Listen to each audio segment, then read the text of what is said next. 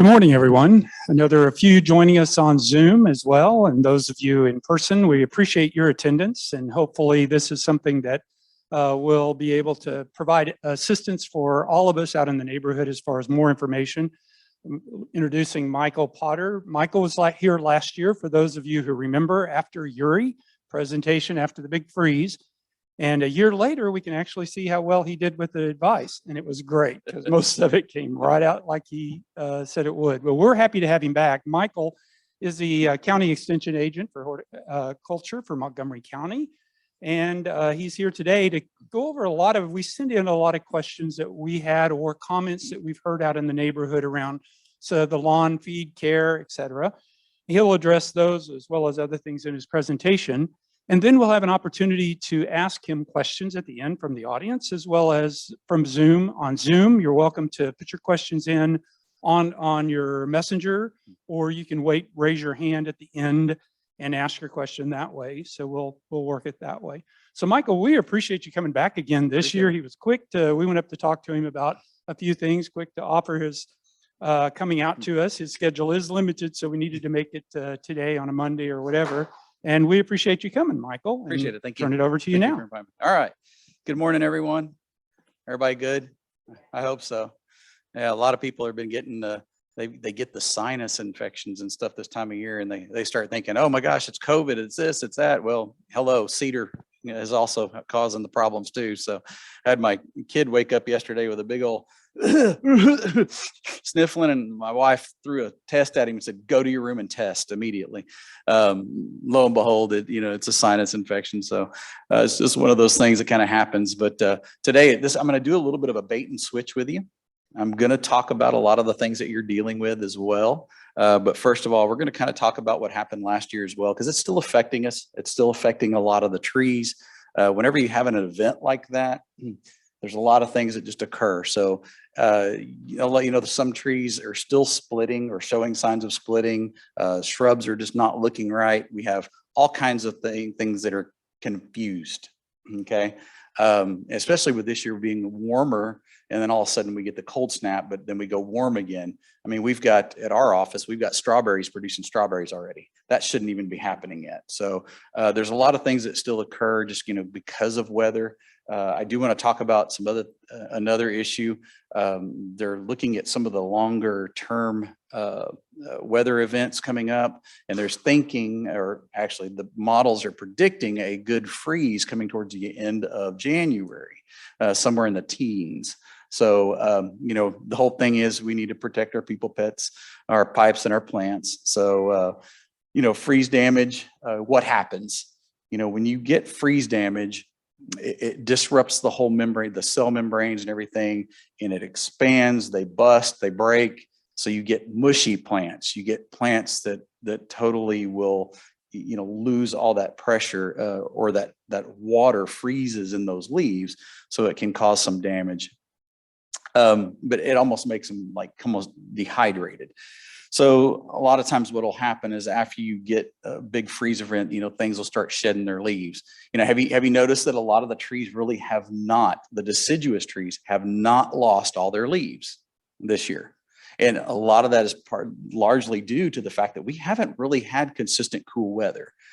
And what happens is, in a deciduous tree, it sends a signal once temperatures in the soil, this is the key, because there's a lot of things I'm going to talk about today, not only about this, but even when we talk about turf grass and some of the other things, the soil temperatures hit a certain level, it sends auxins and stuff up that say, hey, drop the leaves. Okay. Well, our plants are confused. We haven't really had that. So that's some of the things that happen. So one of the things that, if we do end up with a freeze like that, if you've maybe had some damage due to the last little freeze that we had, make sure you don't fertilize your plants immediately or anything. You don't want to stress that plant out any more than it's already been stressed. Keep if you can, you keep your mulch around your plants and the root systems and everything, thick as you can. And we will talk about mulch here in a little bit. Mulch is a great way to basically create like a warm area for those root systems so they can still grow back, or so the plants can still grow back from their area. But you have a lot of other methods, and that we'll kind of talk about. Moving in your plants, and I know as I get older as well, and I have about 300 volunteers that I deal with that are always telling me, oh, just wait, it's coming. You can do that now, just wait, it's coming. But moving in plants, that's one of the things I've instructed my parents. Make sure you build like little casters for these big pots so you can move them in easily. So that's one method of doing it. Covering your plants, a good watering, especially if plants are in the ground, a good watering before we have a freeze that acts as an insulator, and of course mulch. So where are some good locations when you had a freeze like we did last February? Even garages got cold to the point where plants froze inside garages, especially depending on what side of the house they were. But you can move them inside in just protected areas. You cover them, water them, those types of things. Just be careful that if you water your plants and then try to move them, they're a lot heavier. So move them, water them, it works out a little better. So like I said, rollers, dollies, things like that. And just make sure too, you inspect for any of the insects or disease issues or fungal issues that they might have. Don't kind of isolate those that are quarantine them off. Best way to say it is kind of quarantine those plants away from some of your healthy plants if you have some. The picture that's posted here was in my neighborhood. This is the one thing you never want to do, is use plastic to cover something. Plastic will get just as cold as the outside temperature. Now, if they were to use a sheet or something on the outside and then put plastic around it, that would have been different. But by the way, that tree's dead as a hammer. It probably would have been fine if they would have covered it properly. But use sheets, blankets, row covers. There's freeze cloth that you can purchase as well. We always like to, day or two before, water, cover plants before the temperatures drop. That way you have good insulation there. Don't use any kind of mesh or even a tarp. Those plastic tarps, they don't really work. Here's covering is good. However, it needs to be done properly. Okay. We sometimes just throw something over the top and think, oh, that's good enough. It needs to go all the way to the ground. The ground is where the heat is. Okay. So a good little, way to do that is just make sure that it's sealed all the way to the ground around the plants that you're trying to protect. They do make some additional covers. We've utilized these the last couple of years at our demonstration facility in Montgomery County to protect some of our citrus trees and such that are young. It worked out pretty good. You can see on that other picture where that white frost cover helps as well. That's given if we have a February 15th freeze, when it freezes for days and there's ice and there's snow and everything else, that changes everything, but still it helps. But here's a good way to kind of look at, for your longer, deeper freezes, how things need to be covered properly.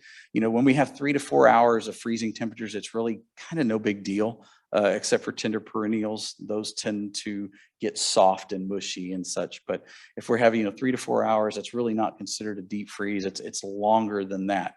Of course, the ice age that we had last year is kind of different, the story.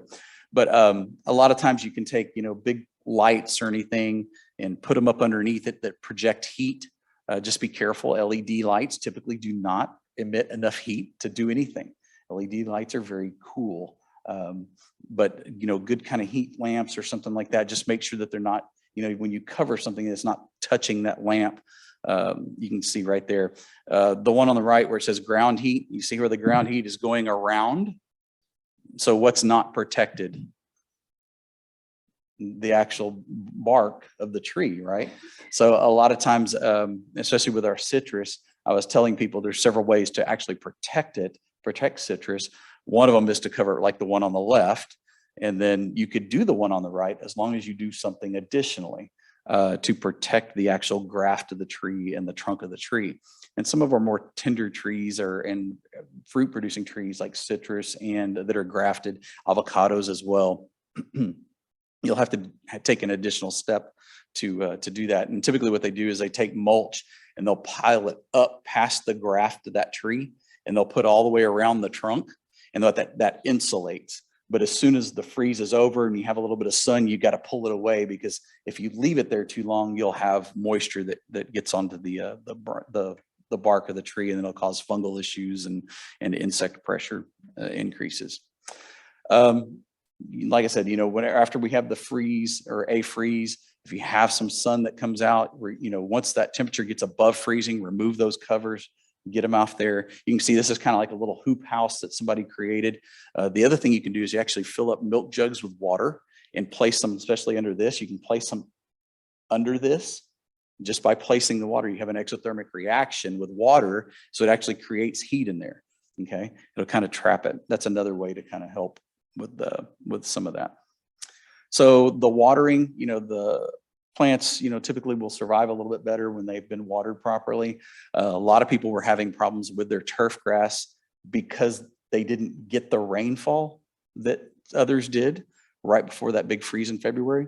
At my house, we had rain first, and then we had freeze. So we had some insulated barrier that helped as far as trapping the heat. Some areas didn't get the rain. They just went straight into freeze and snow and didn't have adequate moisture in the soil. So lo and behold, they had a lot more damage that occurred to their turf grass just because of that. So just remember, water about 24 hours before that. That'll help. Just a good deep watering, nice slow deep watering. That'll help provide some heat for those plants. And then of course, once you cover that, you cover them all the way to the ground. There's that heat that's trapped there. It gets in there and it helps that plant. Any kind of young susceptible trees, make sure, cover them as best you can. And sometimes it's just anything that makes you feel better. I've seen towels. I've seen kids' clothes wrapped around stuff. The people have taken just about whatever they could, but make sure it's a cotton type material or some kind of freeze cloth, nothing plastic. So other things to use, straw, mulch, leaves. The good thing about fall is that we have a good preparation for winter. By all the leaves that fall, we can actually gather those and kind of get them ready. What we've typically done is some of the master gardeners will actually bring bags up to the office of leaves. They'll put them in there and they'll basically put them around the root systems of some of the plants and everything else, just to kind of add a little bit more insulation. Pine straw, bark, basically these are mulch type materials that can be used for that purpose. And it's just an option. And that picture that's up on the top left, on your left, that's what I was talking about taking mulch of some type and protecting that trunk of that tree. That's a good way to do that.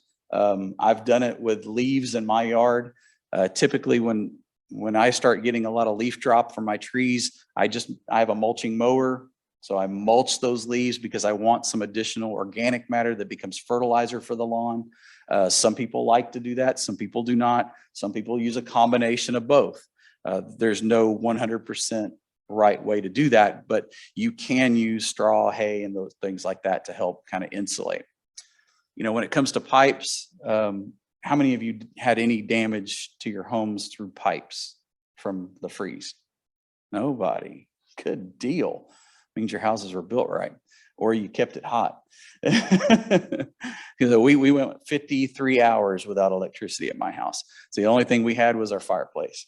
So it was one of those things where we were opening up doors, drawers, anything else to try to keep things from dripping faucets, or almost to the point of running them, just trying to keep it from freezing up.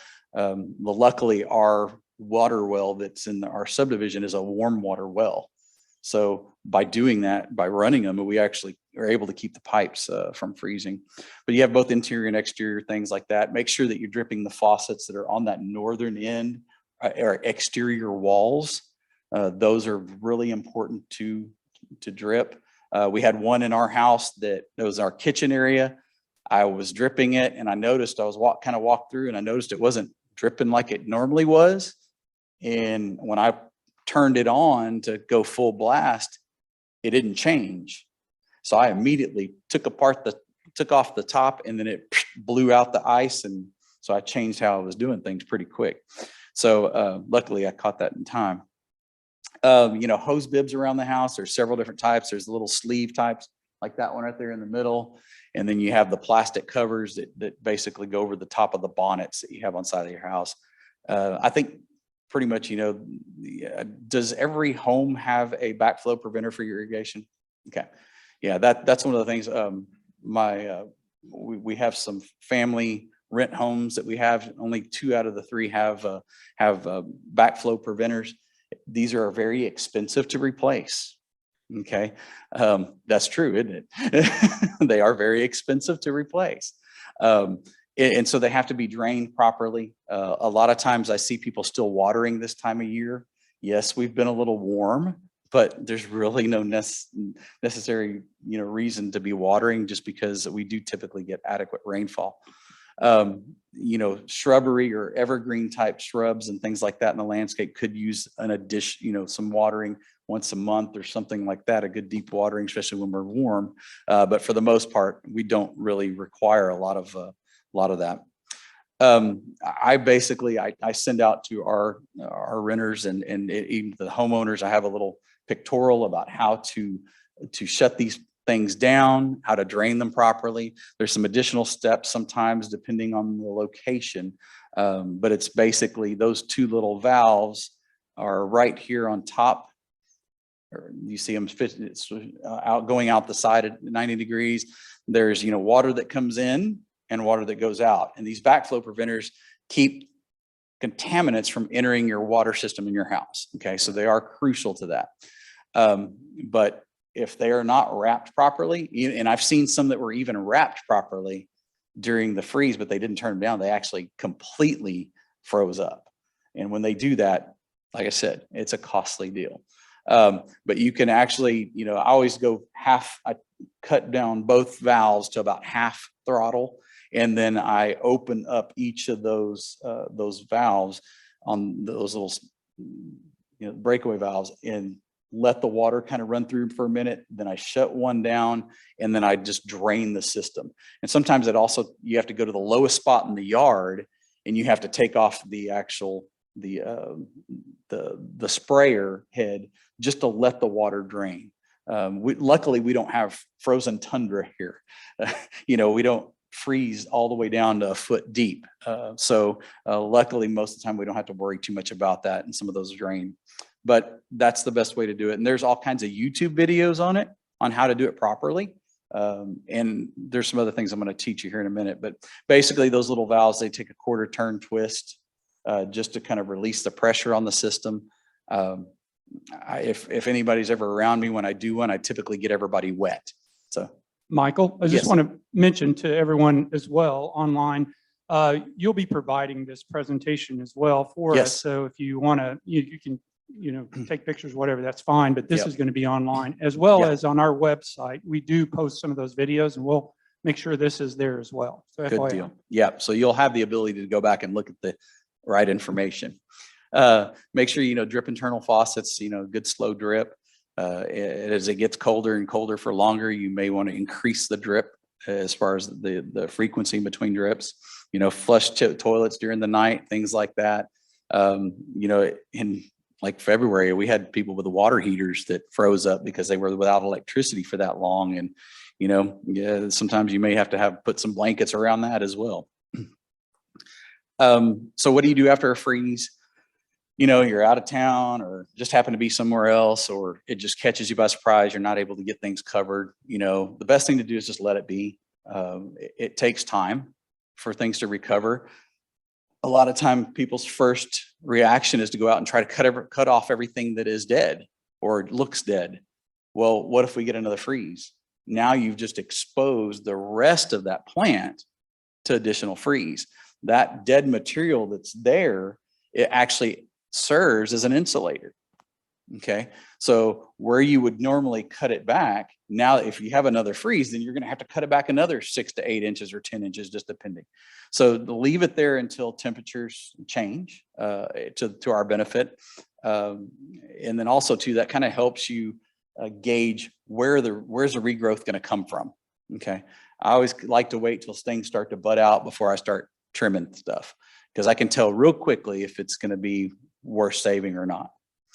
So like I said, just, wait, go ahead and water, if you got a whole bunch of warm days following and things like that, if you do have plants that just turn mushy, and we don't have any freeze days, from here on, remove the mush because it starts to stink and stuff like that. But just make sure you're not, getting another freeze coming up that's going to cause more problems. And the biggest thing is just be patient. And then the other thing is just remember, freeze events like we had this last year, we're not going to just see issues this year. It's from years to come. Okay. Trees take a long time to grow. Well, sometimes they take a long time to show symptoms. So now I'm going to get into some of the questions and everything that have been posted and some of the issues that we've kind of been dealing with. One of the things in extension, we're research fact-based information. I don't sell you anything. Okay. I'll just tell you that flat out.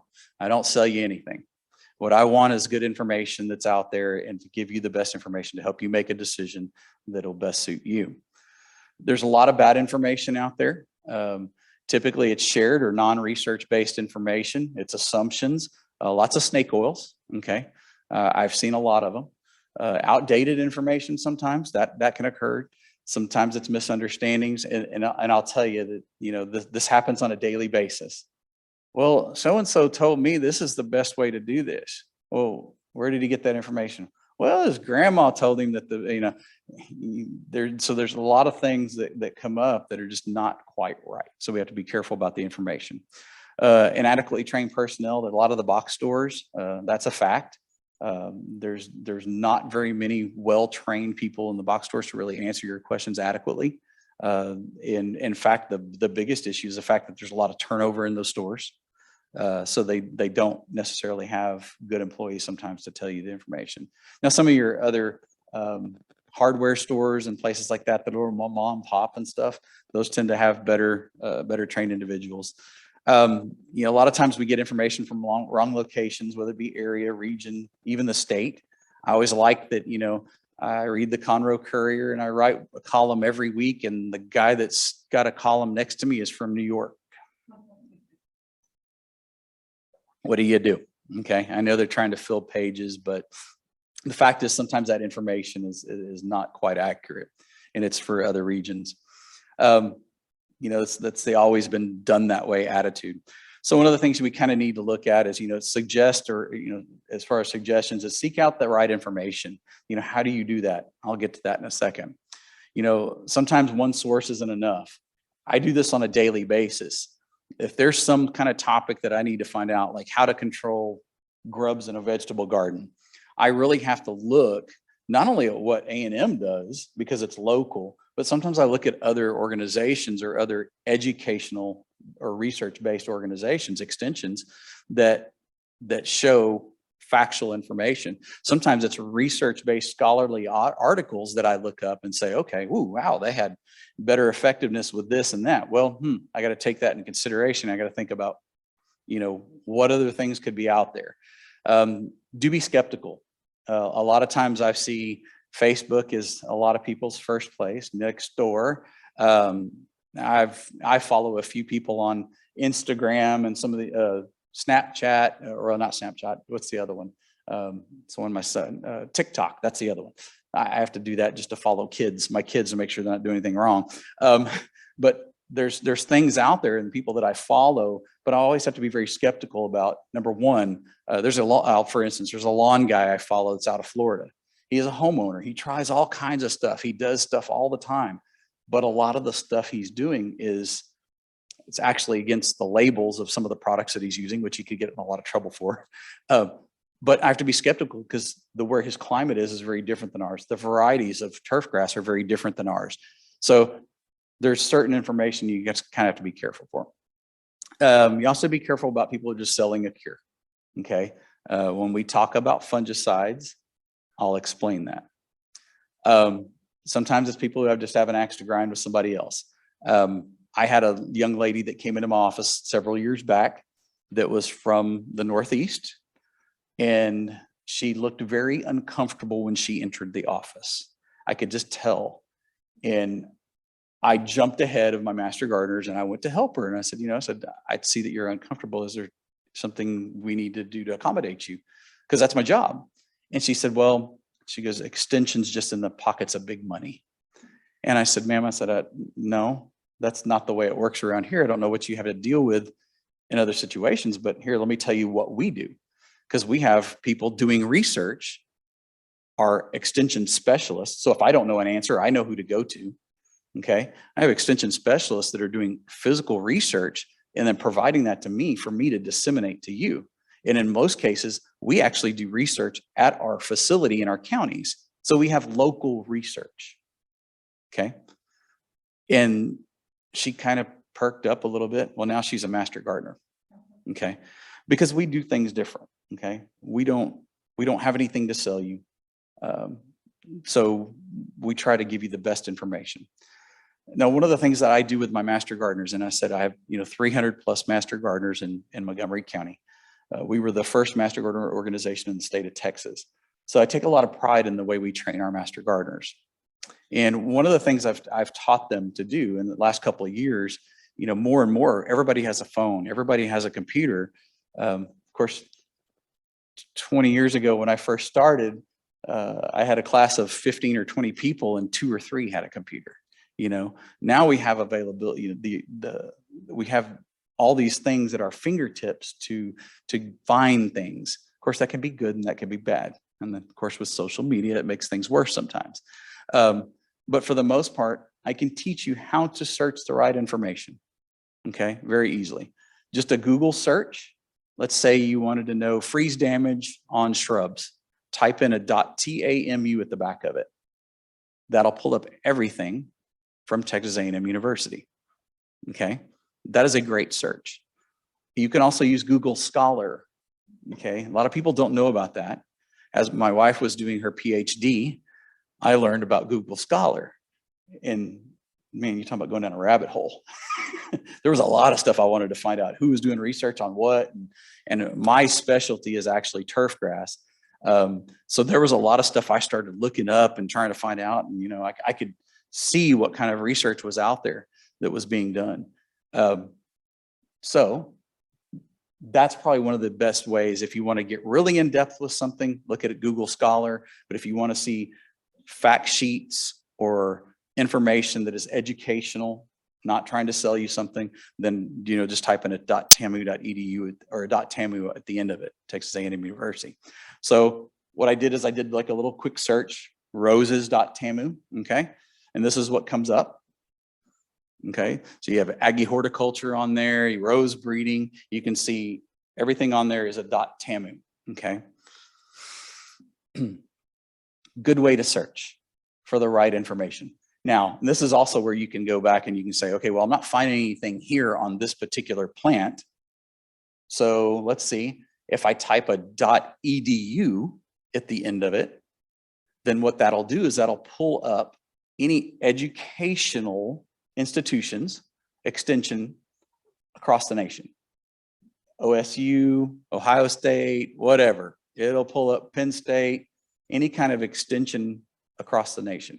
So that's a good way to get that factual information. And just keep in mind, when you're looking at stuff that's not from here, think about their climate versus ours. And if you have questions, you can always call the extension office. Like I said, we've got master gardeners up there that answer the phones. So first of all, let's talk a little bit about the turf grass, okay? Blade height on a lawnmower. This is one of the questions. A lot of people, there's varying, I guess, theories on what the proper height is, okay? There's reasons why you would change height versus another. Sometimes we have varieties of turf grass, and I would assume that most everybody here has St. Augustine, okay? Okay, all right. St. Augustine turf grass is the most common. A lot of people don't like it. There's a myth about it. There's a lot of misinformation about it, okay? So we have to be careful about how we deal with that. There's 2 ways to look at it. When you have full sun, 100% during the day, during the summer, that turf grass should be 3 to 4 inches in height, okay? During the summer. It's a ramp up effect, okay? Anything less than that, you're gonna deplete moisture much more readily. You're actually causing the grass to be a water hog, okay? So, but there are times, and I've experimented for years over how do we get rid of large patch, or how do we evade it? Well, mechanically it can be done, but there are years and things you just can't, you're not going to avoid it. It's going to happen. So anywhere from 3 to 4 inches is adequate during the heat of the summer. Okay.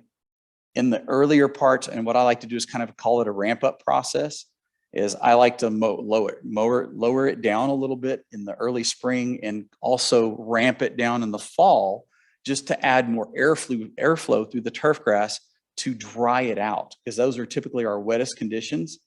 And when I talk about large patch, you'll see why I do that. Okay, why I use that practice. Now, should you leave it 4 inches all year? I don't think so. And me not thinking so is coming from a standpoint of I've been doing this for a long time. Okay, and I've watched turf grass do that. 3.5 inches, if you keep it there year round, 3 to 3.5 inches, that is perfectly fine. The only time you would have to change and go to an even lower recommendation for that would be on varieties that are considered dwarf varieties. And typically, we don't have dwarf varieties. There are a few, but typically we do not. So 3.5 to 4 inches is sufficient. Okay. Fertilizer. Best kind to use, whatever the plant likes. But I'll say this, based on soil test recommendations. That's what I've always said from the very beginning, is that I don't know that you don't like spaghetti. I don't know that you don't like garlic bread. So each plant is going to have its own needs. Now, most of the time you can get by with general fertilization or slow release type fertilizers. I'll tell you right now, had my house for 7 years before we sold it. I never fertilized my lawn.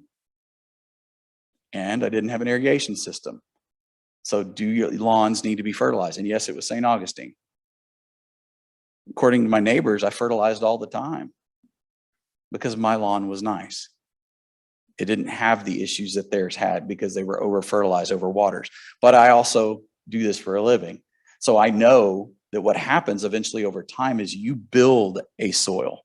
Okay. There was a research study that was done up in the Dallas area where they took subdivisions, 5-year-old subdivisions, 10-year-old, 15-year-old, 20-year-old subdivisions.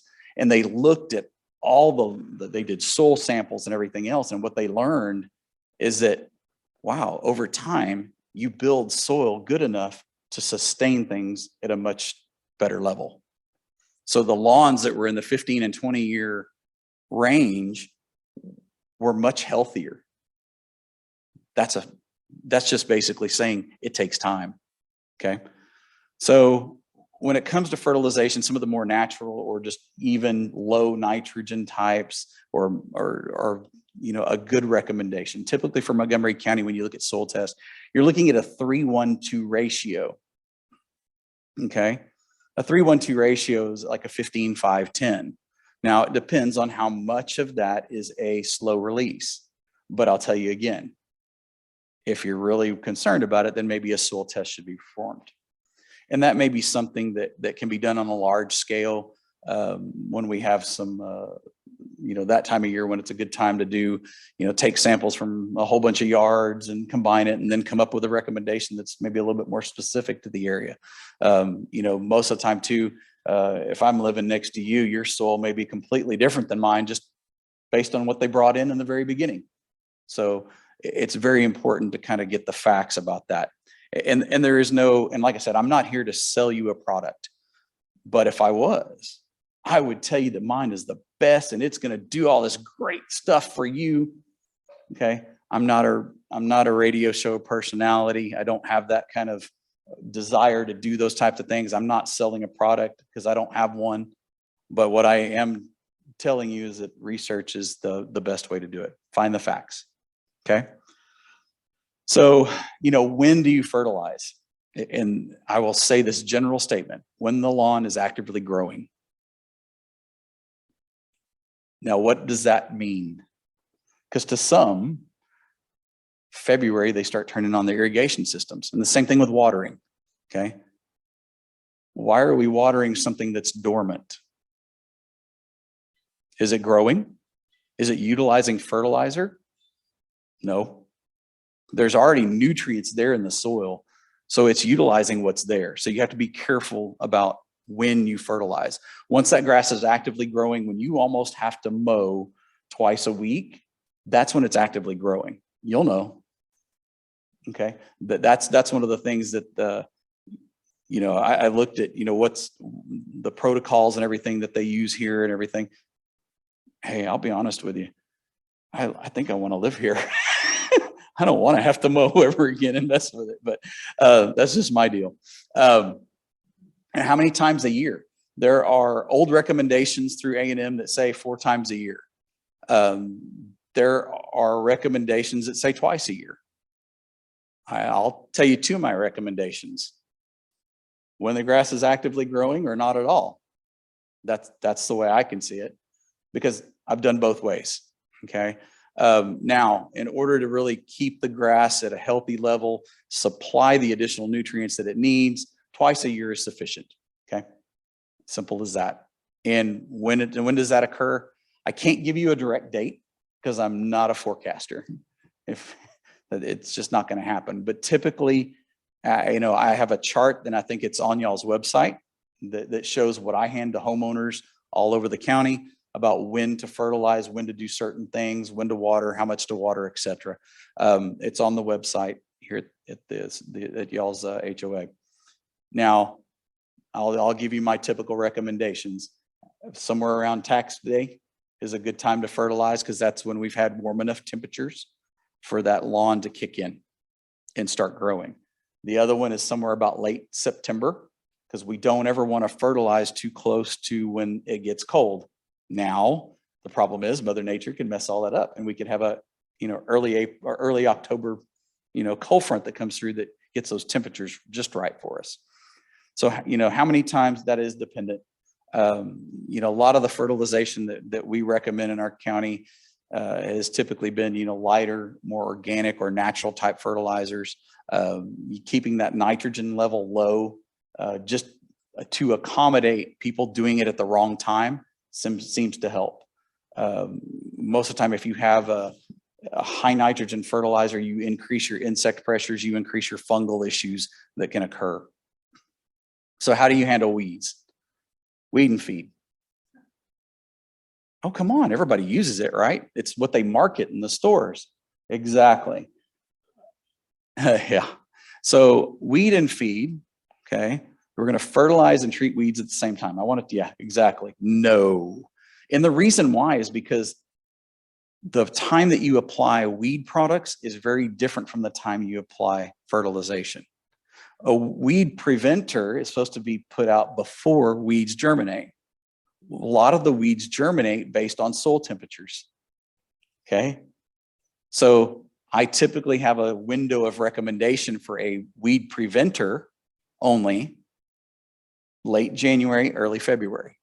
So that will control your early spring weeds, okay? The other recommendation is typically like October, November, to help get your winter weeds. But then again, Mother Nature can mess all that up. So as far as a recommendation, Extension does not recommend weed and feed products. Now, can they be used? Yes. The problem is, one of the reasons why we don't recommend them is because the misuse of weed and feeds. A lot of times homeowners do not read the labels and do not realize that those weed and feed products actually will damage trees and shrubs. And I've witnessed it firsthand.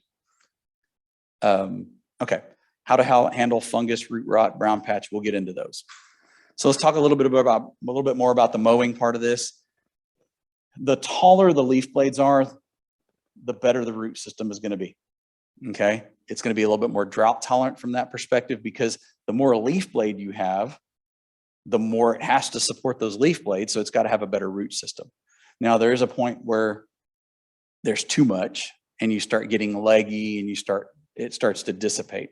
In about 2 to 3 years, every 2 to 3 years, St. Augustine will actually shed some of its root system and regrow new roots. So it's something that happens like every 2 to 3 years. Just remember though, you have to use the 1/3 rule, okay? And this is something that, you know, I've looked at the schedule of which, you know, y'all's lawns are mowed. I think y'all are fine. You also have to think about on the standpoint of how many lawns does this company have to mow? Okay, they're doing the best they can. And I've seen it from both ends because so I actually do trainings for some of those companies sometimes. And when they want them, a lot of them don't. You know, the mow, blow and go guys, the guys that I can't catch running down the street. So when you look at it, you know, you have to look at it from a perspective too. Are they doing the best they can? Yes. Okay. Chemical companies that you know, can't name any names, but chemical companies that have routine schedules to spray or treat, those guys sometimes run into the same issue that they have so many clients, they just can't get to you in the right time. Okay. So you have to kind of just be aware of that. Sometimes minimalizing, you know, some things will help get through it all. So, you know, as long as you're not getting to, you know, 4 or 5 inches and then trying to cut it down to 3 inches, you're good. Okay. It's, you know, try not to scalp the grass. And these are out of a recommendation. Yes, sir. What is recommendation on changing the direction of the cut? Okay. So, you know, most companies come in and go out on different ways. I had 2 teenagers that would mow my lawn. They never mowed it the same. So, in actuality, when you have larger equipment, a lot of the companies do a pretty good job of changing the directions or trying to change directions. I know how it can be difficult for them sometimes, but that would be beneficial just because of eventually those pieces of large equipment will create compaction. Compaction will actually inhibit some of the root growth and the growth of that lawn. So at some point in time, there would have to be some mitigation when it comes to compaction, you know, coming in and doing some aeration of some type or just loosening up the ground. But yeah, definitely vary your mowing patterns. Not saying you have to do it like, you know, like they do in the professional baseball fields, but yeah. Yes, sir. What's the best way to dispose of the clippings? Bag it, inject it, or Okay, when it comes to clippings, well, what color are the clippings? Green is good. Okay, and the reason why is because there's chlorophyll, there's nitrates in that. So all that actually becomes food for the plant. You can actually reduce your fertilization by half if you're utilizing the clippings. Now, if you have side discharge mowers that are not mulching up those leaves very well, number one, you would run over it again just to get them smaller. But if you're clumping up and you're creating big mounds of things, or those leaves are not small enough, then you can cause some problems. You'll get yellowing out of the grass and things like that. But for the most part, once those clippings go down, that's how you build soil. How's a forest built? How's forest, you know, that's the healthiest soils we have are in forest floors. That's leaves, that's branches, that's organisms that come in and tear things down and eat, and you know, the excrement that comes with it. So you have a lot of the composting process that occurs. So there are instances that you would have to bag it, and there are very few times that you would need to. Gray leaf spot, which is a fungal issue that occurs or can occur, typically on overmanaged high fertilization situations, you would come in and you would actually bag the clippings. Okay, that would be the only scenario. Yes, sir.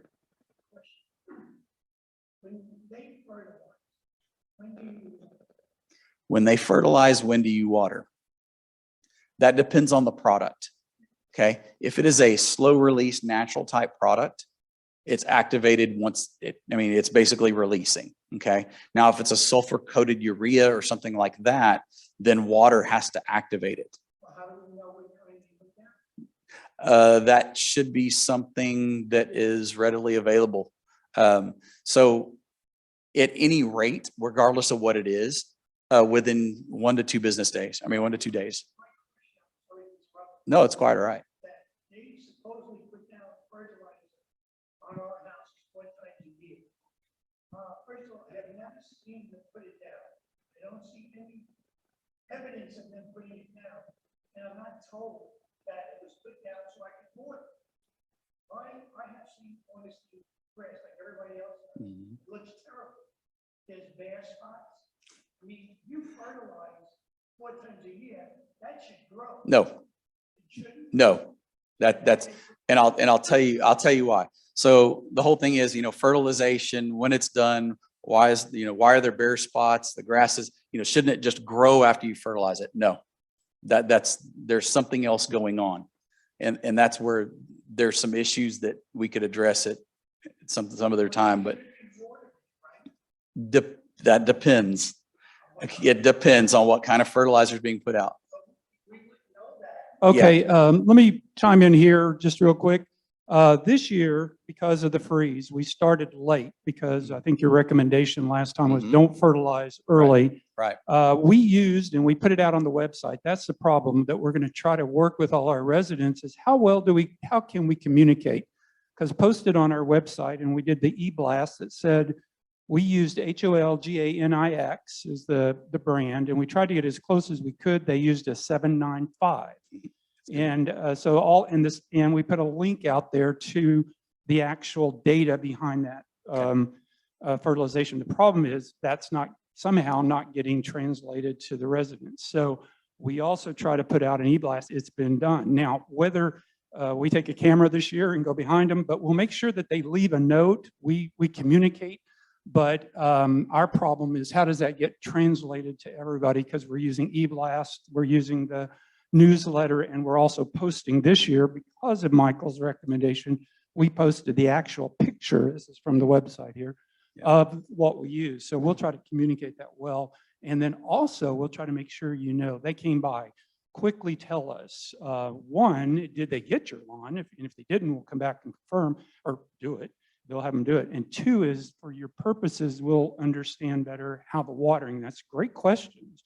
It's time to water, et cetera. So we'll try to improve however we can, but we're going to also need neighbor to neighbor for those that aren't maybe having access to the website and everything. So sorry to interrupt, but No, I it's felt it was a right. good timing. Yeah, good And time. Michael, we gave our landscaper the 3-2, 3-1-2. Yeah. 3-2. And the best he could get when he went to his provider was this Hologenix, which is supposed to be a good one, 795, but we can continue to try to work it. that. Yeah. So and see, wanted to throw that in real quick. yeah, good. Thank you. In fact, based on the formulation that I'm seeing or hearing right there, that this is a fertilizer you don't have to worry about watering in. Okay. Okay. Number 1. Number 2, a lot of these fertilizer companies and everything are not like, and I was kind of telling people earlier, they don't want to make the silver bullet. Okay. They want to make a product that is all of an area. Why? It's cheaper for them to do it. It's good. It's about economics. Okay.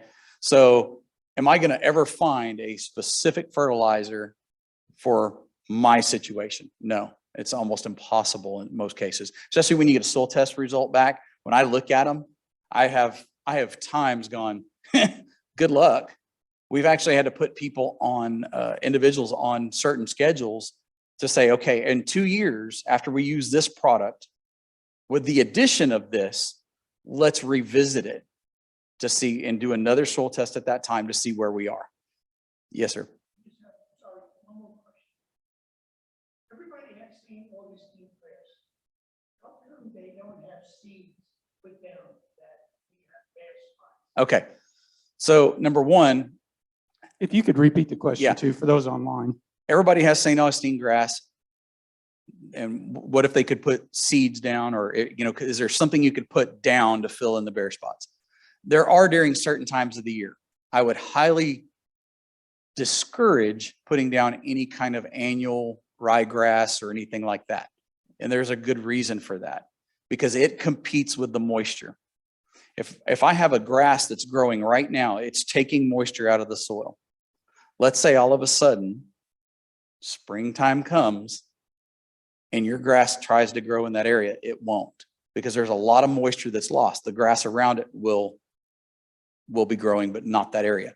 For instance, my subdivision, when I come into my subdivision, the sides of the road 20 feet out are all put into ryegrass. So it is beautiful during the wintertime.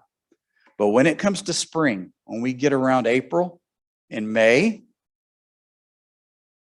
that's brown. The rest on the outside that was dormant is now green, and it takes at least a month and a half and then hopefully rain for that to catch up. So it's depleting the moisture that turf grass needs. So I don't necessarily like to say, let's put the Band-Aid on the problem quickly. So if you have an issue with the lawn being bare spots, there's something going on there, whether it be it was damaged from chinch bugs. There's something else. It could be take all root rot. It could be, so my suggestion would be individually, let's bring in some samples. Let's figure it out to find out what exactly that situation is. Okay. I don't want to put a Band-Aid on a problem without fixing the source of the issue. So if you have an issue with, let's say it is take all root rot, there's a way to treat that. Okay. Yes. The canopy makes a difference. What's going on with the grass, regardless, or in addition to all the things. Yes.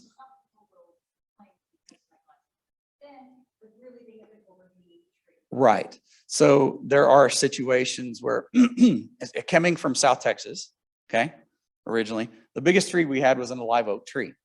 Okay.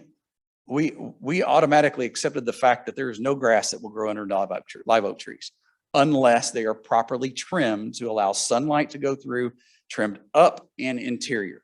Here we have another issue. We have lovely big pine trees and God knows what other kinds of trees in our lawns and our landscapes that provide more shade. St. Augustine grass is the most shade tolerant turf grass that we have. I always love when somebody comes in and says, hey, I'm going to put this other grass because it's more shade tolerant than St. Augustine. I laugh and I say, where did you get your information? Okay. St. Augustine is the most shade tolerant turf grass, period. So what I always do, and I look at it from a holistic standpoint, I solve the problem that started it. I don't want to put a Band-Aid on the problem. What is the actual issue? Okay. Once we fix that, because it may be large patch, it may have been chinch bugs. Once we find out what it was, how do we keep it from happening again? That's the way I like to look at things. Okay. I've done this a long time with turf grasses and I love it because I can figure it out. My master gardeners say it's like CSI for turf. So I can figure out most of the time what's going on and how we need to correct the issue. A lot of times, I get the phone call and I'll just kind of going back to, where does this bad information come from? Well, my lawn's fine. Well, maybe your lawn doesn't orient the same way as their lawn, or maybe there was something spilled. There's so many things that have to be addressed or looked at before you start, let's don't start with the what ifs, let's figure it out. And that's the way I like to work those kind of problems. So the fact is that every lawn is different. Every lawn orients a little differently. I have seen lawns that will never grow grass because of their orientation. There is a part of their lawn that is underneath an eave of a house that never receives sun. How do you address that?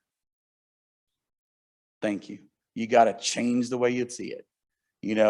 And the same thing under these big trees. If you can't trim them up, because I have people that say, I'm not trimming my tree. Well, you're not growing grass. So plant landscapes that are shade tolerant or hardscapes. Put some benches out there, mulch pile, whatever you want to do. But that's the thing. If you have bare spots or something like that, let's address what that is first. Let's find out how we solve that issue. And if it's, a lot of times for those, just kind of, here's another one. If you want to find out, you've got a spot that keeps getting worse every year. What I suggest, number one, go early in the morning, take a picture every hour on the hour when the sun comes up on a sunny day. It'll tell you how many hours of direct sunlight that area gets. Okay, this is what I do with my landscaping classes when I teach landscaping. So you find out real quick how many hours of sunlight. If it's any less than 4 hours, you're in that realm of either needing to trim stuff out or plant something besides turf. Okay, 5 and above, you should be good. 4 to 5, 5 to 6, maybe thinning out or trimming up some trees to allow more sunlight. Also raising up the mower, water less, fertilize less. Turf that is not growing actively does not utilize water, does not utilize nutrients the same as turf growing in the full sun. Your sun is your source. The more source that you have, the more it wants to drink, the more it wants to eat. Okay?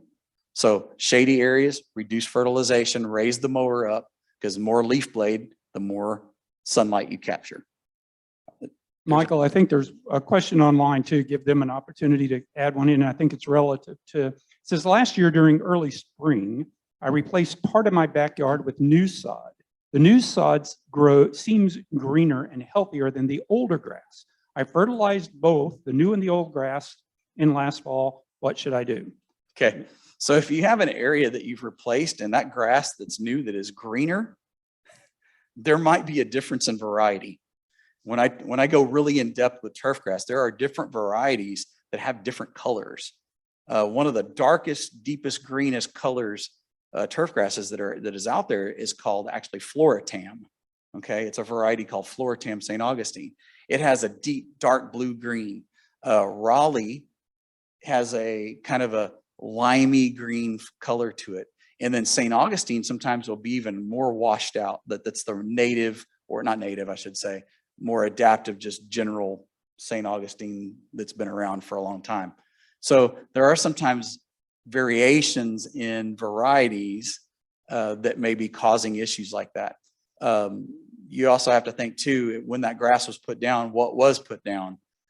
Sometimes grasses will not green up enough because we tend to be using too much water that's made for us to drink rather than put on our lawn.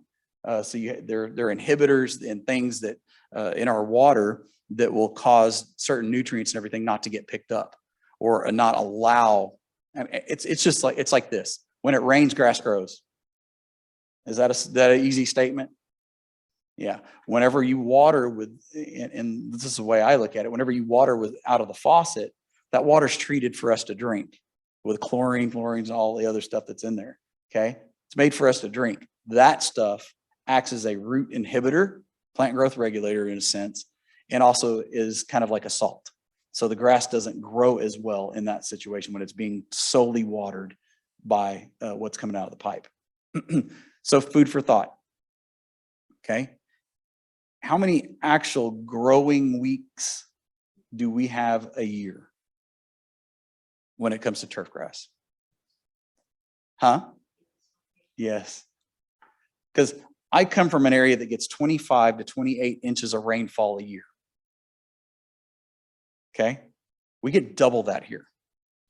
Turf grass only requires 1 inch of water per week during the growing season. 1 inch.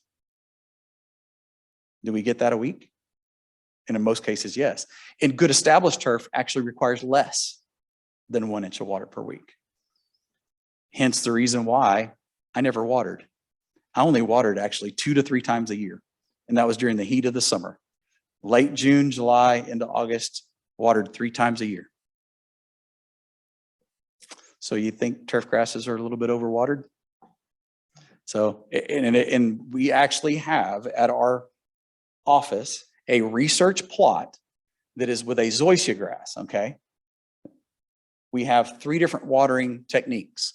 We have a subsurface irrigated area, which is about 14 to 16 inches down. There's a little pipe that releases water, kind of like drip irrigation, but it's underground, excuse me. And then we have one that's regular pop-up sprinkler irrigation. And then we have one that has nothing. Let me tell you, the one that has nothing looks just as good as the other 2, if not better. So there are years that we may have issues because we do not get the rainfall. But basically that water out of that faucet should be supplemental, okay, is what I'm trying to say, okay? So watering is very important. Now here is kind of an indicator to show you what proper mowing height looks like. This is a Bermuda grass that's mowed under several different heights. Do you think this turf grass likes the 1/2 inch mowing height? Yeah.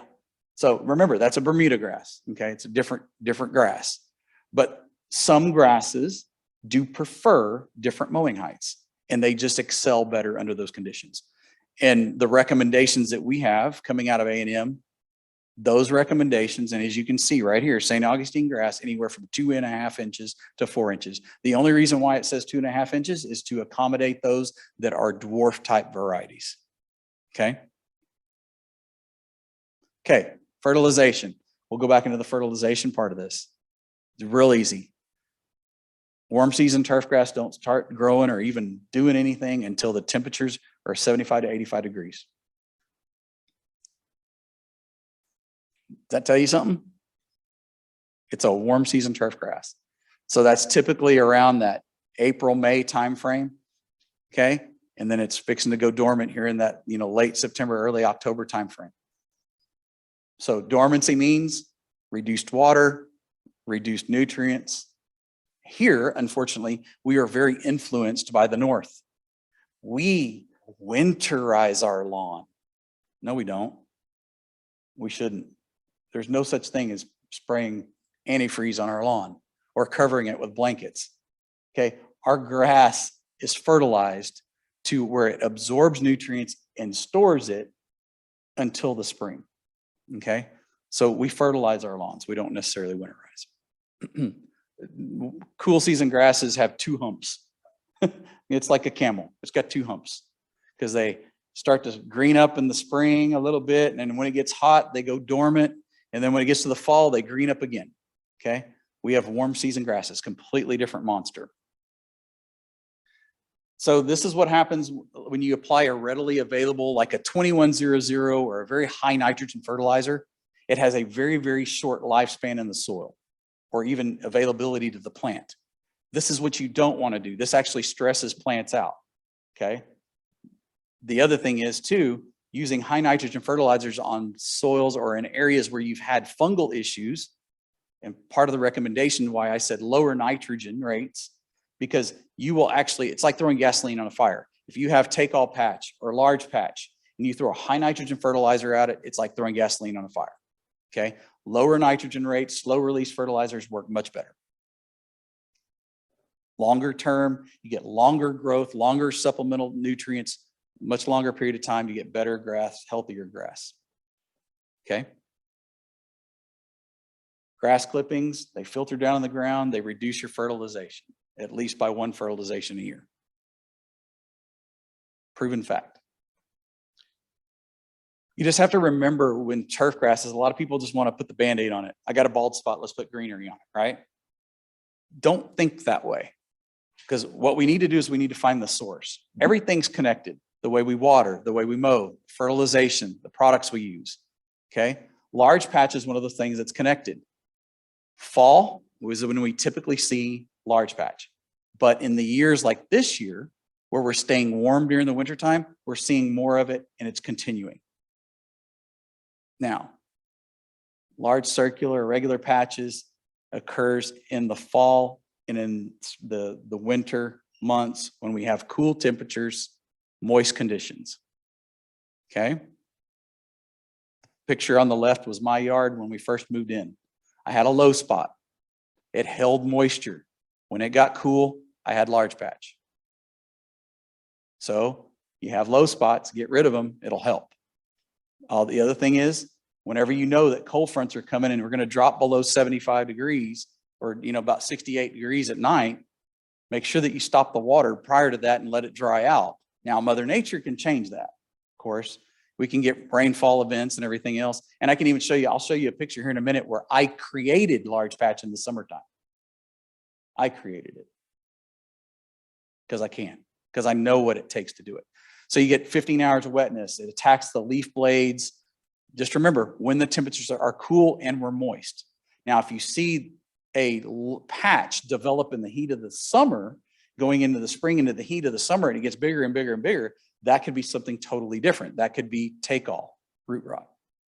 Okay.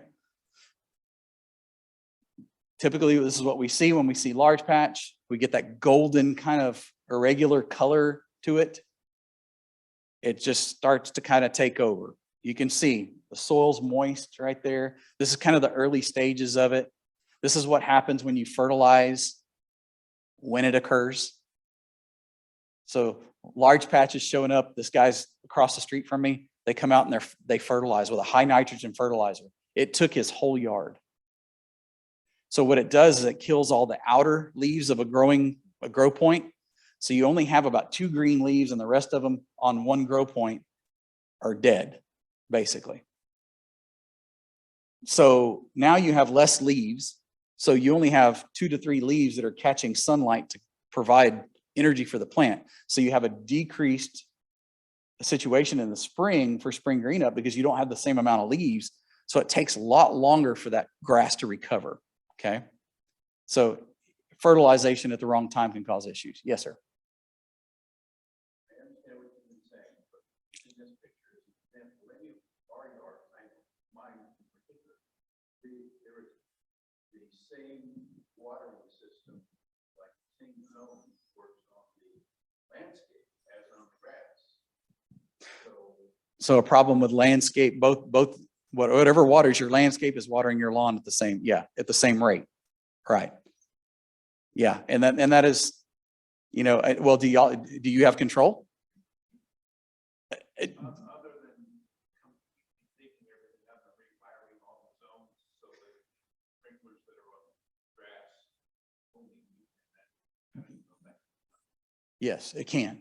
They can actually go in there and see a lot of times when homes get revamped, whether they're landscape or whatever else, we always tell people in the very beginning, make sure that your irrigation zones are zoned properly. Because let's say you expand an irrigation zone to accommodate your landscape. Well, if it's watering the same amount as your lawn, then you got a problem. It's just like saying this, I have a bed that's full of cactus. I had tropicals there, but now I'm going to put cactus in and I'm going to water it the same. How happy are those cactus going to be? Not going to be happy. So that is a situation where you have an irrigation system that is not providing sufficiently for the lawn or insufficiently for the landscape. So that is something that would have to be dealt with. And irrigation companies would come out and do that. They would have to go down, dig out, find the pipe, cut the pipe, put another zone in just to accommodate. And that's something that had most likely should have been done in the beginning. Sorry, don't mean to give you bad answers, but I also want to give you the truth. Yes, sir. Just got one more question, so I have to leave. The bare spots that I had, put up a wall, put shrub there, right, that whole section that's there. I put down Bermuda grass. Okay. Oh, I put down Bermuda grass seeds In the bare spot. in the bare spots. It's starting to take. Okay. Now, is that going to die off when it gets hot? Nope. So then, You got a South Texas lawn now. all right, so then I could put down Bermuda seeds on my whole lawn. You can, and you'll always have some kind of green. You're just, a lot of people, they'll call the office and say, how do I get rid of my Bermuda and my St. Augustine? Okay. You can't. Once it's in there, it's in there. It's kind of a South Texas lawn. That's kind of what we joke about, because there's nothing that is a silver bullet that will take that Bermuda grass out of that St. Augustine. So it is okay to fill that in. Now, the mowing height recommendations are similar, especially with a general or a common Bermuda. So yeah, you'll have green there. Okay. But so- the fact is too, is that take-all patch also affects Bermuda. So I lose either way. Potentially. This is during the summertime. My family and I would go out of town and we'd always have a big cooler, you know, leftover ice and ice water and things like that. And I would pour that cooler in the same spot. And after about the third time I did it, I said, I ought to move. No, I think I'm going to let it ride. I want to create it. I want to see if it'll work. And sure enough, it started to develop large patch, aka what they used to call brown patch. So, and this is in the summer. Why? Remember what I'm telling you, coolness and moisture. I'm dumping ice water, so I'm getting that soil temperature down because I'm constantly putting the ice and the cool water on top of it. So now I created it because I changed the environment. Kind of a neat deal. So just remember, a lot of these things are environmental. Now, a lot of people want to say fungicides. We got to put fungicides on it. We got to do this, we got to do that. Well, when you see the symptoms, it's too late. Fungicides are not curative. They are only preventative. I'm going to say it again because I want to be clear. Fungicides are not curative. They're only preventative. So you have to put them out prior to the symptoms that you'll see in order for it to be effective. Even at that, it may not be 100% effective. Okay. So, and this is a guessing game. Imagine being the person that has to guess when this is going to happen and then having to spray how many thousand lawns. Okay. Well, number one, I would say be careful because some fungicides, in fact, most fungicides actually act as an inhibitor to the turf grass. So is a fungicide necessarily a good thing? Well, they're expensive. So if I'm selling a product, I'm going to say, yeah, it works great. Now, if you have a major case of it and you see the start of it in the very beginning and you want to keep it from spreading, then you can use it. Just remember, it's not going to cure what's already showing symptoms, but it's going to keep it from spreading or at least slow it down. Most of the fungicides slow the growth of that fungus down to where maybe the grass can kind of pick back up or the environmental conditions can change. Clear as mud? Do you see what my first slide said? Clearing up the mud? Okay. So fungicides are one of those things that can be a benefit if used as a preventative, not curative. I've had some people call me and say, hey, my company came out last week and sprayed the fungicide, but my lawn looks the same. Well, if it's really that important to you, buy the fake stuff and then it'll never go wrong. It'll never get yellow or have the problem. But there are some fungicides that do work. And the fact is too, is that most of the time you can look at your lawn in those low-lying areas or areas which hold moisture a little longer, not in the wet years, but in some years where you get a little bit more puddling effect, or you get that moisture, those will be the areas that get it. In that situation, you come in with some sandy loam and you just level those areas off, make sure that, you're putting something that's well drained, and then that way it won't hold that moisture as much. And then sometimes it's just a matter of remembering that, oh, they're forecasting a cold front coming up next week. I better turn the water off because here it comes. Once you get moisture and cool conditions, then it occurs. And just remember, grasses do go dormant. Simple as that. And there's research that shows that even in drought situations, that these turf grasses will go dormant and then they'll come back because they have, and I always like to say that they have technology built into them that has the ability to recover from drought in their meristem. But a lot, for the most part, we don't get to see St. Augustine completely brown for the most part. It's a percentage. And I always like it. I have people that come from the north and from other areas and they say, I want green year round. Well, invest in spray paint or fake turf. Right? Exactly. And then I have people that overseed with the ryegrass because they want that green year round, but they don't realize how, I'm having to water so much. Well, you put out rye and it depletes the moisture. So there's catch-22s for a lot of the things. Okay, so weeding beds around the yard. The lawn service uses a weed eater to cut and then sprays for weeds. How do you, a lot of times cutting a weed and then spraying them afterward invites that product into that weed a lot quicker. Okay, so it's actually a good practice to do it in some cases where it gets that product into the weed much quicker than it would be just to spray it on the surface. Sometimes certain weeds have a much heavier waxy coating on them, so it takes that product longer to get in. So that's one of the things that can be done. There's a lot of things that you can do. One of the things is mulch. Okay, I know that they mulch your beds for you. The minimum, and let me tell you, from coming from South Texas, from here, South Texas, you can talk about a weedy place. South Texas is really weedy. We have 30 to 45 mile an hour winds on a consistent basis down in Corpus Christi. Okay, so imagine every seed head that pops up and spreads seed, how far that seed travels. Okay, so we're constantly getting weeds. The 3 to 4 inches is recommended depth for mulch. Okay, in a landscape. The thing that I have to battle sometimes with my spouse over colored mulches. There's a lot of misinformation out there. There's old information where they were using this and using that. Well, once that hit the market and they said, they're using the wrong type of material, they changed the way they do things. So and the whole thing is do your research. If you're going to buy a certain mulch or something else, do your research. What are they using? If that really means something to you.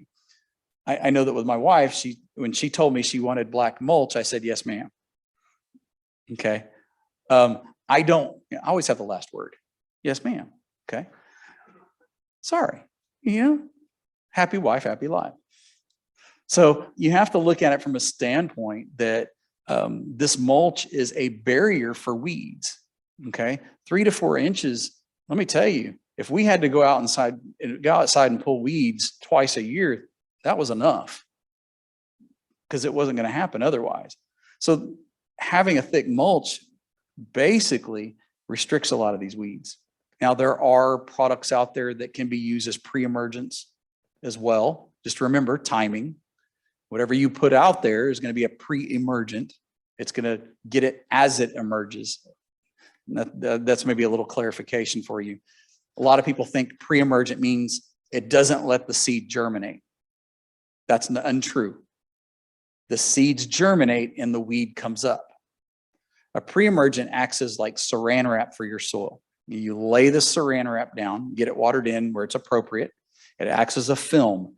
As that weed germinates and pops through that film, the film comes in contact with the cotyledon on the sides where it's very tender.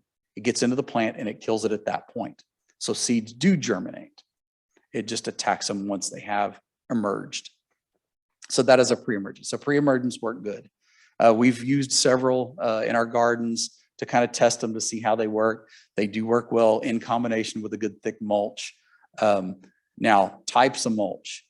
I've used everything.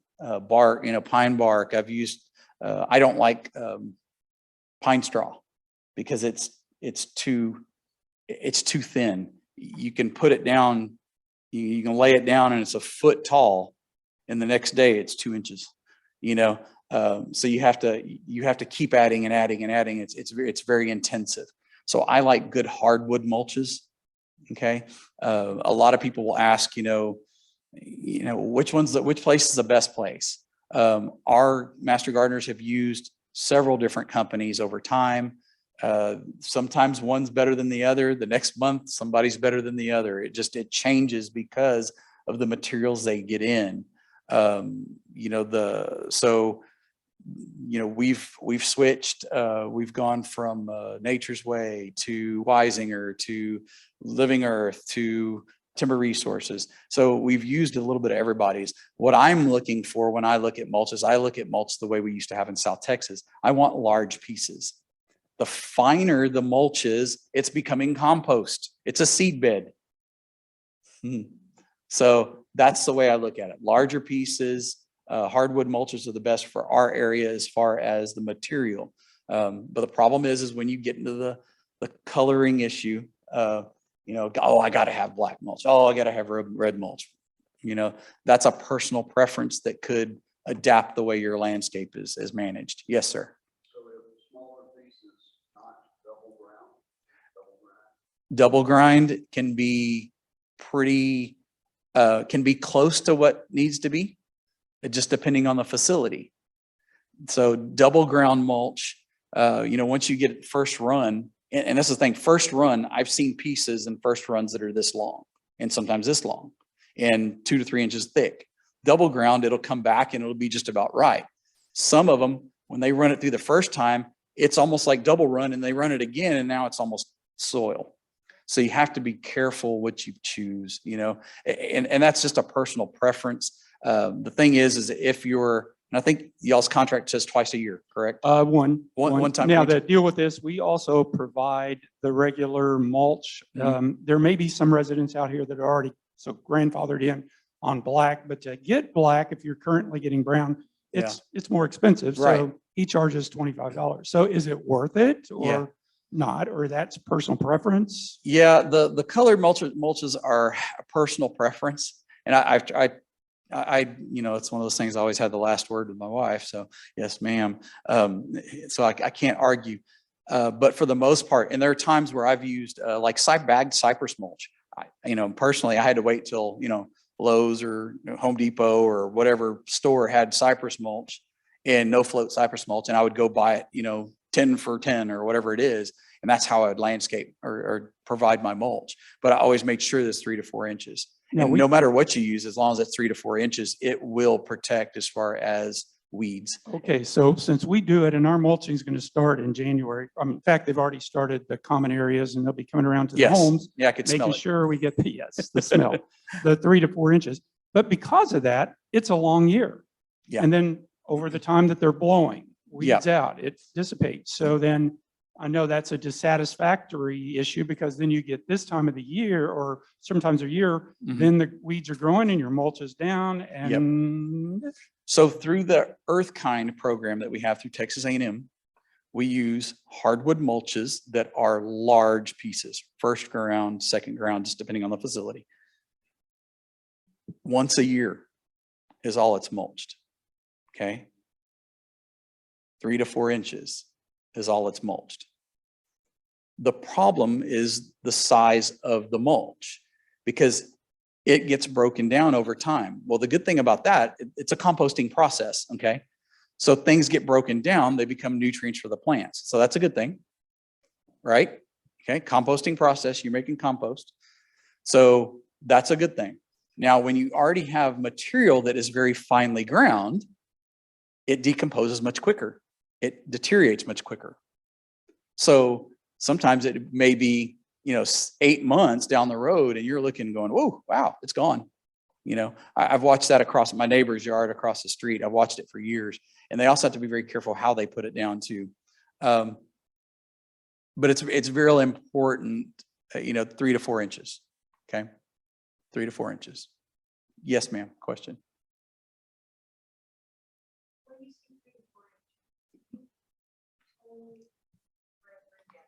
So what that means. When you say 3 to 4 inches, we're talking about that's the optimum depth forever and ever. Mhm. So if there is residuals from the prior year, say 2 or 3 inches, you're only adding an additional 1 inch. You're Yeah. not saying to keep adding 3 and 4 inches every year. Correct. And yes. And at what point then does it become too deep and what is the adverse effects? Okay, so, okay, it should never become too deep because the fact is you have all those organisms and everything underneath, microorganisms that are breaking it down and it's dissipating, it's going into the soil. So you're constantly just adding. Now, basically after 10, 15 years, you would change your whole soil structure the first 6 inches. Yeah, well, no, it changes the whole soil structure, all that it just basically composts down into the soil. So now that, and I've had red clay, okay, in certain scenarios where when we first moved in, I noticed where they were in my beds and constant years of mulching and everything else, I was able to go back in years later and you could see streaks of red, but you could see all the organic matter had started to move down. So it was actually changing the soil structure. So it's a long-term process. It, 10, 15, 20 years down the road, would you ever need to maybe clean out the beds, maybe remove some soil? But actually if it's up against your house, it's not a bad thing, because you do want things to run away from your house, not into it. So building up an area closer to the house is okay. If you ever get to the point where it builds it up too much, just remember that, once you get within 6 inches of the cap of the foundation, okay, that's a problem. So when you get, below 6 inches, that can be an issue, because that's the first thing a home inspector is going to see. And they're going to say, this is an entryway for termites and things like that. That needs to be at minimum of 6 inches. That was the first question my father-in-law's son, who is an attorney that works for builders, asked me to know whether if he was going to sue me or not, as he said.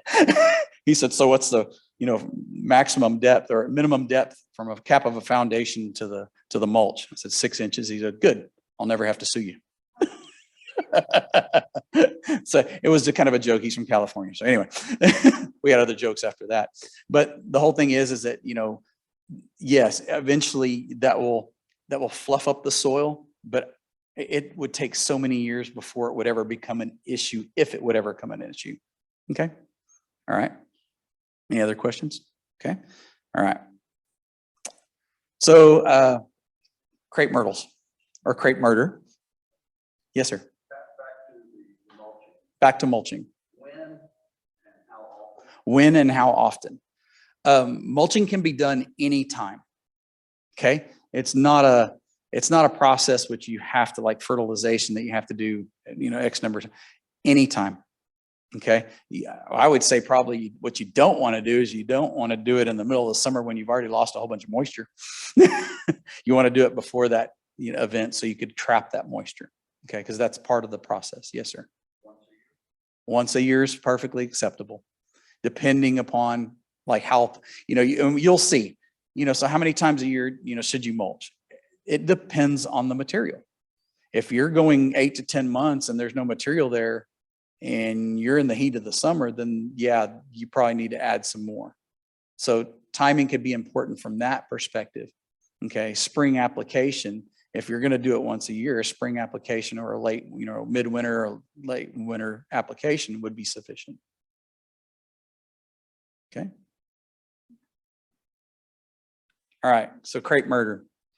This is a hot topic amongst all horticulture agents in the state of Texas. We wish we could file charges. What you have to remember, and this is something that we've tried to work on for years, is trying to educate people on the proper way to trim crepe myrtles.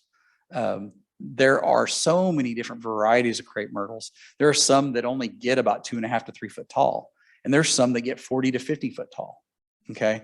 And a lot of times people will get excessive in pruning like that.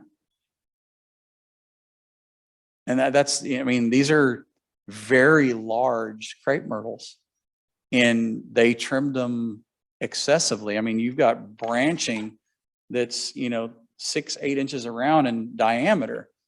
That is not a good practice. In fact, you can even see, I said, I'm going to capture two things with one picture. You can see in the background that tall palm tree. Palm trees should never look like a carrot. Okay. Palm trees actually utilize their palm fronds as protection for their trunk. It's their skirt, so to speak. And trust me, I lived in Corpus, Gulf Coast here, on the bay. People had commissioners and elected officials that wanted trees trimmed. They wanted every palm tree trimmed like this.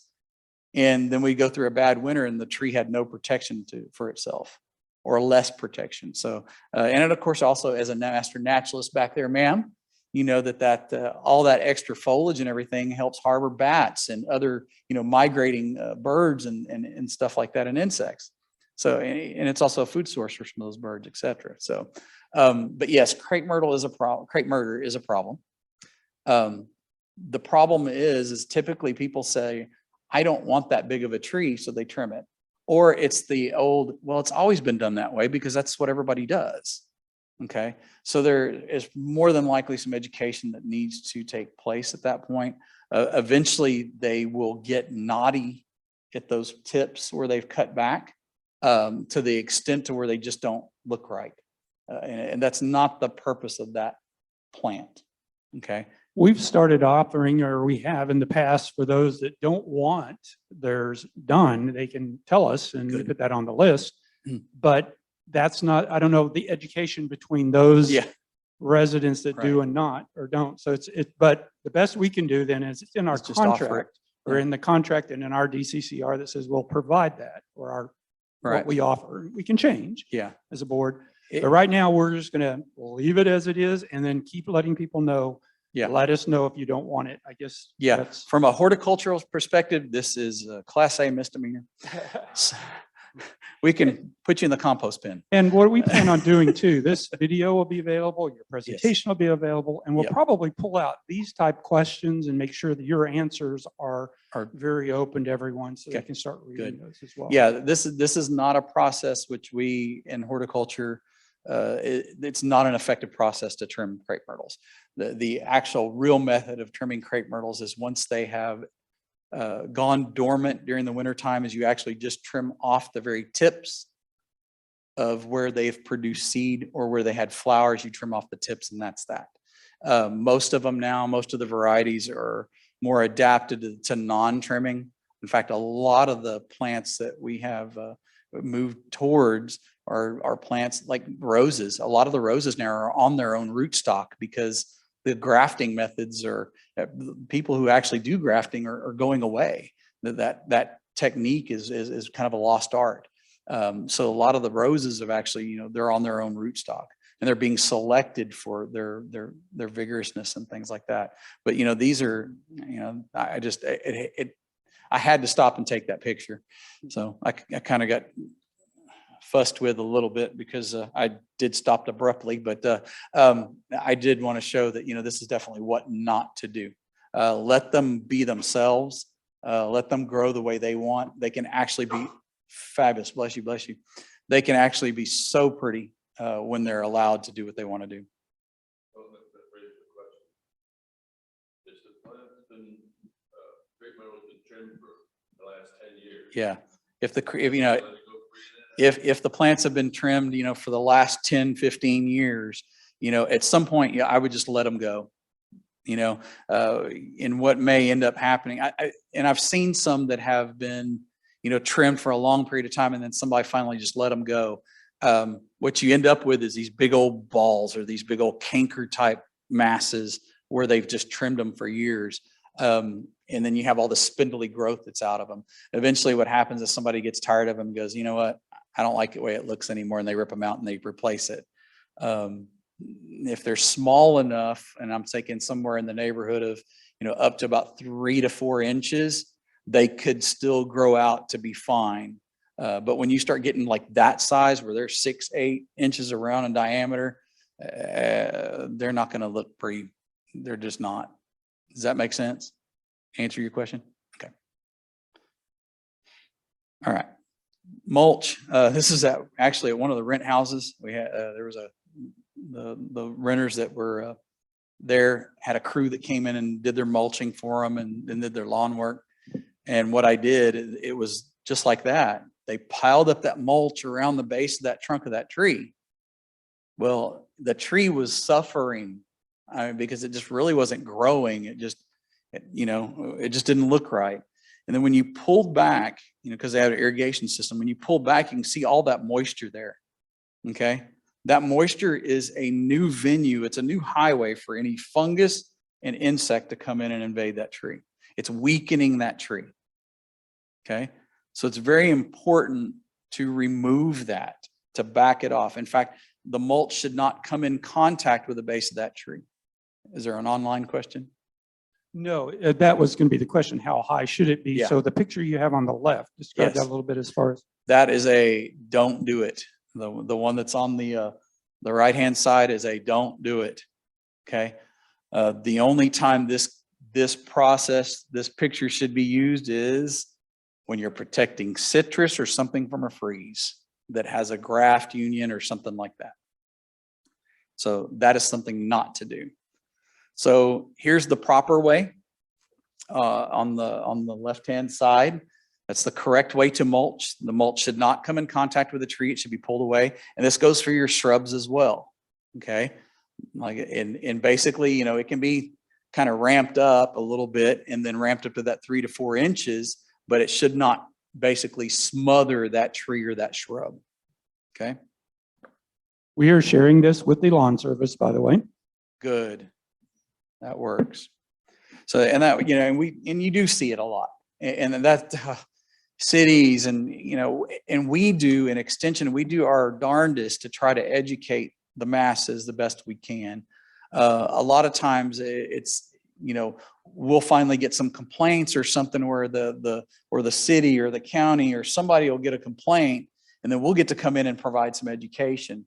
We offer classes and do all kinds of stuff, but you got to remember those guys are going 7 days a week, sometimes 24, you know, they're just going and going.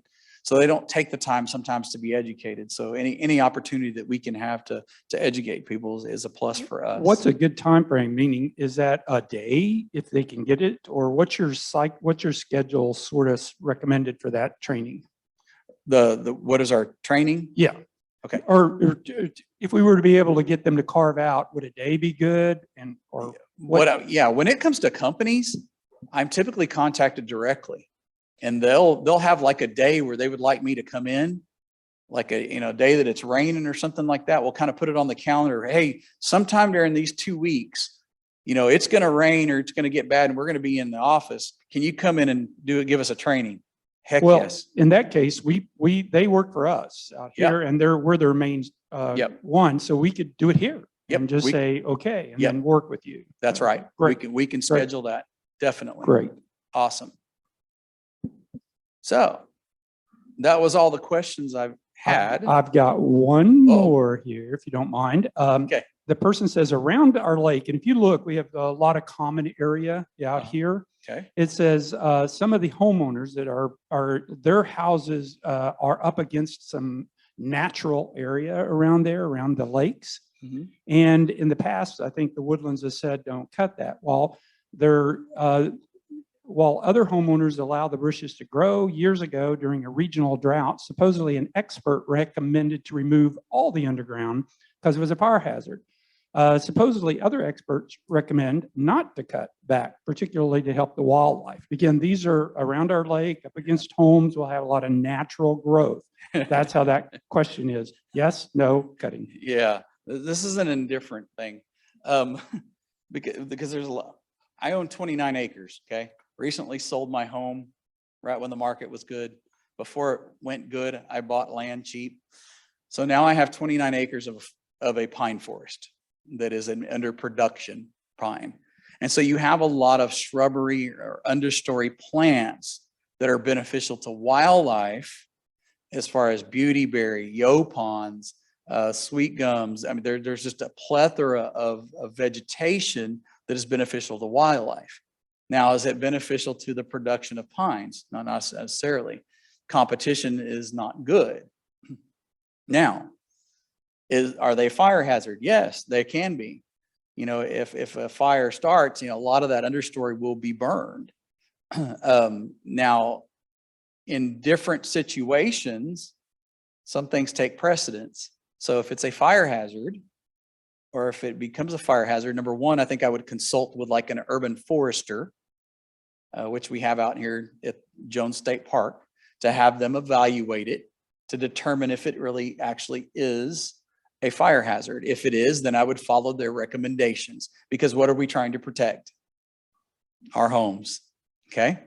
Yes, wildlife is one thing, but those plants will regrow for the most part. And not only that, they're not talking about clearing all of it. They're just talking about clearing a safe distance to keep homes safe. Is that a good enough answer, or do I need to go further? Yep, that's great. Okay. Yes, sir. I've only lived in Texas for 3 years, so I'm not quite used to the. Welcome. Yeah. What a hell of a 3 years too. But my question has to do with roses as far as when they should be trimmed. Roses. Okay. And the other one is, this year, for some reason, we are just inundated with weeds in our rock, in our mulch is just, it's just going crazy. Right. And it's the spreading ones, and clover is one of them. Mhm. But it's just, the other 2 years we haven't had that problem in the winter. What's the difference? Well, What, yeah, what was the difference? yeah, Our reset button, yeah, the freeze. but it's just going crazy, and we aren't Mhm. sure exactly, if we should be trying to kill it now during this time of year, or Okay. wait until. Yeah. So let me first address roses. Roses, typically, they're from the heart, right? Unless your wife doesn't like roses, or anybody doesn't like roses. I don't give roses. I've told my wife years ago, I don't give her any cut flowers. I said, I'll give you a plant that lives, but I won't give you any cut flowers. Maybe once in a blue moon, because I like things that live. Anyway, so when it comes to roses, February 14th, it's basically Valentine's Day time frame. Somewhere in that time frame is good, okay, to trim roses. Now, there are certain varieties that you can trim kind of, here and there. All right. Now, when it comes to weeds, when we had that February freeze, that was like a reset button, and we've seen an influx of weeds. We saw some plants just thrive and some just falter. So it was, and we've seen some weeds too that I haven't seen in years, all of a sudden kind of pop up. So there's been some, interesting things that have occurred. Now, when it comes to weeds, the time to treat weeds, it's very important that you treat them before they put on flowers or seed heads. Okay. I always tell the story when I talk about, weeds in a lawn. I'd actually have my kids go in the lawn, and if we had grassy weeds with seed heads, I'd actually make them pick the seed heads off, because I'm keeping the spread of future generations. Proudest moment of my life was about 1.5 years ago. My 18, 19-year-old came home and said, "Hey, can you mind going and mowing the lawn today?" He said, "Yeah, I'll go do it." And I walked out in the garage, and I looked through the garage, looked out the side, and he was walking around picking seed heads up. I said, "Man, have I tortured my kid or what?" But that's one way to decrease the amount of weeds that you'll have in the future, is by doing that, by getting rid of those seed heads. Hence a reason why we would want to bag our lawn if we have an excessive amount of weeds with seed heads. Okay. That's a rare situation. Not in yours. Depends. If you micromanage your lawn pretty well, then yeah, there's going to be, my brother called me one year. Okay. And he says, he kind of disguised his voice, and he said, "Mr. Potter, I got all these problems with my lawn. It got a whole bunch of weeds in it." And I said, "Well, if you'd keep it mowed, nobody'd ever know." And it was kind of a double-edged sword. He laughed it off, but I said, there's actually a lot of truth to that. When you keep it mowed, those weeds are not producing the seed heads, so they're not reproducing themselves. Okay. So you're not increasing your weed problem, you're diminishing it. And the whole thing with treating weeds is, it's not, I'm going to put this out one time and it's done. It's a management plan, because we can never fully eliminate the weeds. Never. Mother Nature has a way of getting them from point A to point B, and typically point B is in your yard. Okay. Cats, dogs, wind, rain, that all spreads those weeds. Mowers spread weeds. Okay. Simple. So how do we best manage those types of things? And the first and foremost, when you have a weed that you want to control, is number one, identification. If I know that it is, let's say, Virginia buttonweed, number one, I can go back and say, I wish the guy was here that I could talk to him and say, the one in the back there, because if you have Virginia buttonweed, I'm going to tell you one thing: stop watering, fill in those low spots, because Virginia buttonweed is one that likes low spots where it's constantly moist. Okay. How is it spread? Well, when you mow it, it spreads by the bracts, it spreads by the seeds. And a pre-emergent is not effective on it by itself. It only is, I think what they said, there was a research study that said it was like 3% effective to use a pre-emergent. So only post-emergent products work, which is liquid sprays. And you have to be resilient with it and keep on top of it in order to diminish the population. Well, that's a good point about the Virginia buttonweed as far as your But in this case, it could be, I myself as a resident, am watering too much. So Yes. it's not anything that the lawn service Right. or treatment could do Correct. necessarily. It's because Correct. I need to be aware that like you said, you created Yeah. the situation. We could be creating some Right. of our own if we're unaware. Yeah. The everything is connected. I try to go through that part of it. The everything's connected. There's always something in this that I always take it from our perspective, like CSI for plants. I want to find out why. I don't care where we are. I want to find out why we got to where we are. Once I find out why we got to where we are, then I can start combating, well, maybe it is a management issue. Maybe it is compaction. That's maybe why the grass isn't growing in that one area. That's maybe why we have some more weeds, because we had compaction and the weeds came in because the grass was thin. Or maybe we had large patch last year or even chinch bug damage. So it allowed those weeds to grow rather than being a cover to keep them down. Because believe it or not, a good healthy lawn will choke out some of your weeds. Okay. What is it? There's sometimes, I love it. There's certain weeds that people will bring in and say, well, what is this? How did I kill it? Okay. I'll look at it and I'll go, this to me is an indicator weed. Number one, you need to trim some trees because this is called wavy basket grass. Where does it grow? Wet areas with full shade. No wonder you don't have any lawn. So like I said, I've been doing this long enough to where I can pinpoint and go get the questions answered and figure out how to fix it. And you just mentioned people bring them in. Yes. You offer that service. Yes. Is that something everybody just comes in? Should they call ahead? How does Yep. that work? We have, so in our office up in Conroe, 9020 Airport Road, I'll zoom on down all the way to the bottom here. Oopsie daisy. Boy, I went a little too gangbusters on the finger there. You can see it, 9020 Airport Road. We have, make sure it pops up. And this is provided online. Yep. And what we do is we have master gardeners that man the phone room, our help desk, our helpline, 8 to 12, 1 to 5 during the week. Okay. Our master gardeners are trained very well. I always tell them it's like a fire hose effect. It's like a mini master's degree. We offer about 18 courses throughout their master gardener training, and it's about 82 hours of extra information. I teach several different classes myself. We have specialists that come from College Station. So I have people that are very well versed in different aspects of it. Most time when it comes to turf grass, they bring it and put it on my desk anyway. But we also, 8 to 12, 1 to 5 is the helpline. You can also come into the office during the 8 to 12, 1 to 5 and drop off weed samples. I would prefer when people bring in weed samples or grass samples, I need to see roots. I need to see the whole plant. Sometimes people will bring in just a blade of grass and say, what is this? I understand not everybody has a plant background or, has that knowledge, but it's just funny. In fact, I was just telling somebody yesterday, I wish I could write a book of some of the things I've heard. I have little black insects. What are they? Let me see. Could be, numbered things. So, but you can always call before you come as well. You can also send photographs. The master gardeners have a email. It's mcmga9020@gmail.com. Okay. That's something I don't have on my presentation.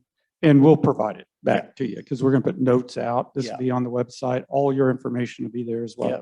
The other thing that our master gardeners do is one Saturday a month, we offer classes. In fact, this last Saturday, I was up at the office. We did all about trees. We had Connor Murnane from the Forest Service come in and do a presentation. I have several master gardeners that are trained and certified tree experts that came in and did some presentations as well. We talked about landscaping with trees. So every month we have that. And if you want to, learn about that type of stuff, it's something that's kind of in your wheelhouse or whatever. We always have educational courses that are there at the office. And they're basically $5 for an individual or $8 for two. So we try to take a little hit on the couples thing, and that way you can come in and as a couple come in. But it's Saturdays typically. In fact, the next one is February 5th, and I'll be talking about lawns. So, and I think I'm also going to have some of my turf specialist master gardeners do their part, so I don't have to get hoarse all the time. Great. Hey, we better let you take a break. We appreciate this incredibly. You've gone over the time, Okay, and we sorry. want to give you an opportunity to Yeah. take a break. And we want to thank you very much for coming again, plus offering to let us have access to you and your team. Yep. It's excellent. So Yep. appreciate it. Thank Thank you you. so much. Thank We'll y'all. go ahead and end this part so you can take a break as well. And I'm sure the crowd might have some questions for you as Yeah. well. Thank you, Michael. Thank you. Thank y'all.